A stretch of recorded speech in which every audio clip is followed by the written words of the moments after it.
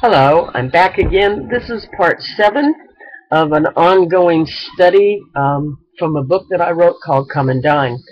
A few minutes ago I just did the video on seed, but I wasn't quite finished with that. There is a parable that talks about this, the owner of a vineyard, and he planted it, and next thing came up was the weeds with the seed, the good seed. And the workers went to him and asked him, didn't you give us good seed? And he said, yes. He said, well, tares have come, and should we pull them up? And he said, no.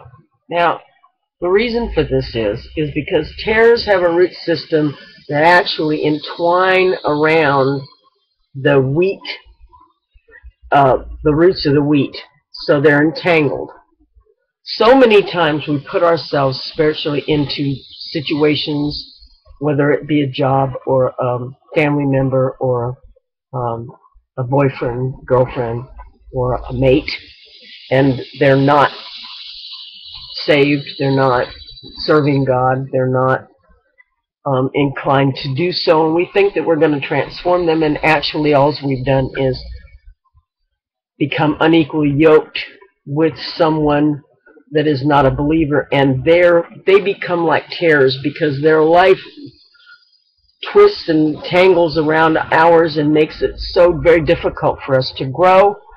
And we think that we have the ability to bring them around and win them to the Lord. And yes, we can do that, but when we yoke ourselves to them while we're trying to grow, they're continuing to die, and it causes a division even if it's not spoken of.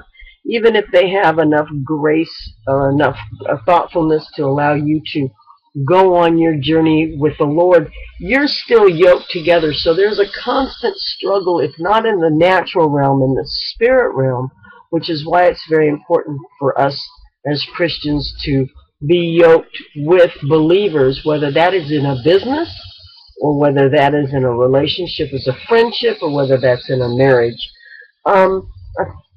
When I talk about a yoke, or when the Bible talks about a yoke, let's look at what a yoke is. A yoke is made out of one piece of wood, and let me see, I'm very, very good at drawing pictures, so let's draw a picture this morning of a yoke. You're in my workroom, by the way. I'm sure that you can see some of my art behind me, and my back door is open. And again, I want to say, if any of you come into these videos and you don't go from the first one to the middle, this is my home. I want it to be very comfortable for you to come and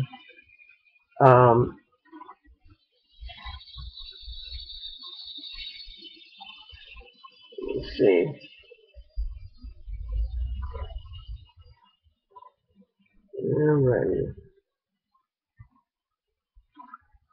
Alright. Yokes were made for oxen. And oxen have to be trained in such a way that they walk together side by side at the same pace, at the same time, bearing the same amount of weight, doing the same amount of work. If you have an unequal pair of oxen where one wants to do faster or slower, this causes a binding around the neck. This yoke is made so you've got one, you've got one cow here. Wait a minute, let me turn this around because I can't do it backwards. You've got one cow here, and you've got another one over here, or an ox rather. So you have two. You're in this yoke, and this yoke is made out of one piece of wood. It's not going to bend. It is not made with any bendable parts. The bottom is put in. They're locked into place. It's loose so it's not choking them, But any particular kind of struggle on it, this way, or this way, or this way, it affects the other oxen. When they flow together, there is no effect. But when they pull on it or put a bind on it, it can actually break the neck of the other ox. And so God says for us not to be unequally yoked with an unbeliever, because that yoke is firm. It's made to not break. It's made not to bend. It doesn't do you any harm as long as you're flowing as one. That yoke will keep you in place together, going in the same direction, doing the same job, doing the same work, accomplishing the same goals. You can still be individuals and do different things for the Lord, but your focus, again, is on holding that road straight and true, plowing that land deep, and you're going to do it together, so it's not so much work on one particular part of your team. And this team has to flow together. An unequally yoked pair of oxen will kill each other. If one died and broke that yoke, we're so devastated when we're unequally yoked and we're all these different things going on, and we wonder why we're going through such a struggle and why it's so hurtful and why it's so painful. And this is the reason. So make sure that you're equally yoked, even in business, even in friendship. Be careful who you allow to come into your working in the garden of life. We have to be in the world. We're not of the world. We have to be here, and we love people, and we help people, and we help people grow, and we don't push them away. We can't stay isolated. We must reach out. But being effective in someone's life is not the same as becoming so in bondage with them that they begin to pull you backwards and pull you down. Now, when we were talking about seeds and the tares, the man told them, no, let them grow up together, and when the time comes, then we'll harvest all of it, and then we'll separate them at the time. So if you find yourself in an unequal yoke and you did not understand what an unequal yoke would do, and you didn't, and you're in a marriage or you're in a relationship, be patient, because God will pull you up together. You will grow. It may be difficult, and it may be not as fast as you would have if you wouldn't have been entangled with the terrors of a worldly person, entangled with their root system. But if that's the case, I'm not saying leave, I'm not saying divorce, that's between you and God. I'm just saying that in the end, God will separate the wheat and the tares. So the wheat will not be lost. Again, now the tiny sprout. When you put a seed in the soil, if you could picture yourself as a seed, just kind of in your mindset, what takes place is this seed goes into darkness. In this darkness is moisture, a lot of tears. And in this darkness, this seed begins to soften.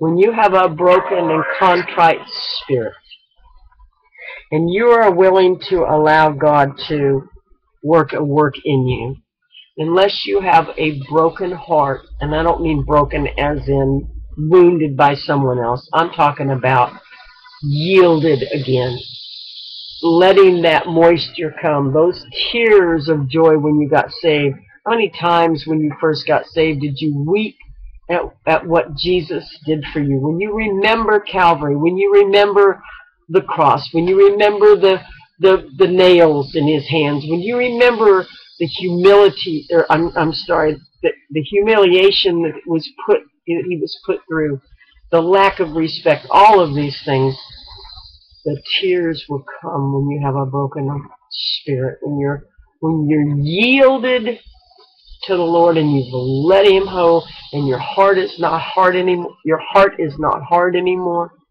It's softened. So the moisture comes. So He puts you in the soil, and this is a dark place. In this dark place, metamorphosis takes place. The seed pod that held the life begins to yield over to a sprout.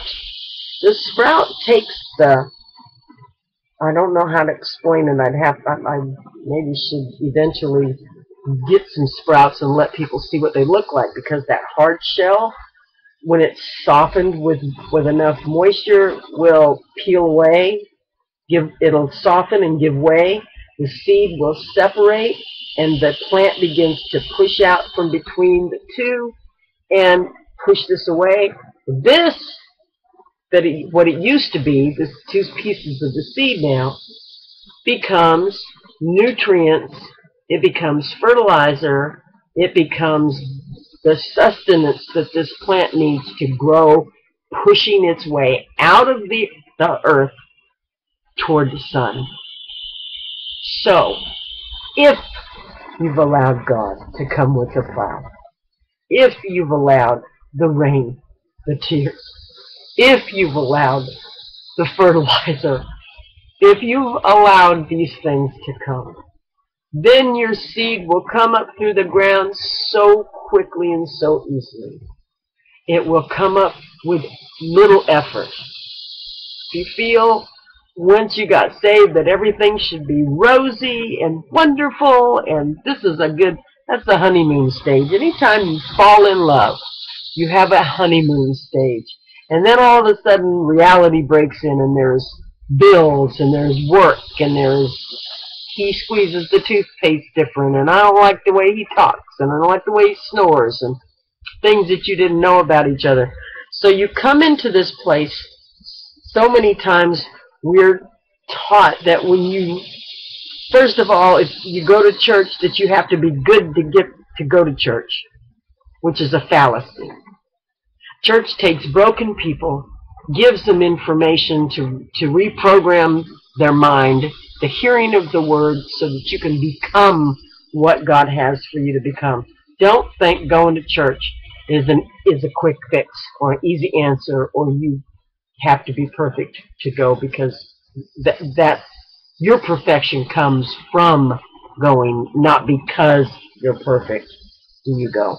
So don't fear going to church. I know that was the last place I felt like I could go, because I thought only holy people went to church. How little did I know that some of the worst people in the world live in church, because we're rotting. We're dying. Our seed is splitting open, and it's painful, and we're whining about it. We're the parts that once were together, the things in our life that we thought were together, all of a sudden God starts separating that out in us and pushing this new life that's coming through. And it's a painful situation. It is hurtful, because our flesh does not want to give way to our spirit. We like the things we are a lot of times. Giving things up, letting God change us, letting Him move the old way that we were out of the way so that that new life can come forth is not comfortable. It is not fun, but nevertheless, if you want to harvest, if you want to become fruitful in your walk with the Lord and useful in the world, and bring that life to others, then you must allow yourself to be planted in the soil of God and allow that process to take place.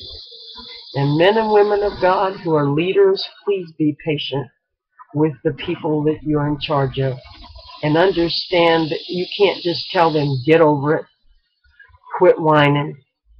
These things they're going through are very hard to go through.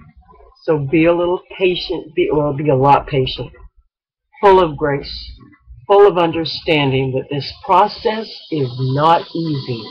But if you understand what it is you're going through and why, It makes them a lot less painful.